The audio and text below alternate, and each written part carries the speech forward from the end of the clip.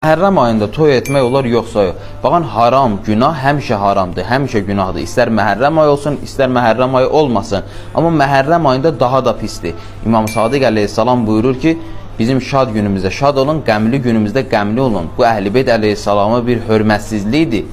Peyğəmbər sallallahu aleyhi məgər buyurmadı ki, İmam Hüseyn əleyhissalam cənnət cavanlarının ağasıdır. İmam Hüseyn əleyhissalam hidayət çırağı və nicat gəmisidir. Bütün imamlarımız İmam Hüseyn əleyhissalam üçün bu mərasimləri qeyd ediblər. Məhərrəm ayı gələndə, Aşura gələndə deyirlər, məhərrəm ayında toy etmək olar. Niyə Allahın bəyəndiyi toy demirlər? Quran-ı Kərim və Əhl-i Beyt əleyhissalamın buyurduğuna əsasən toy necə olmalıdır? Bu barədə niyə danışmırlar? Möminlər Allahın dediyi toyu, bəyəndiyi toyu belə məhərrəm ayında etmir, dediyim səbəbə əsasən.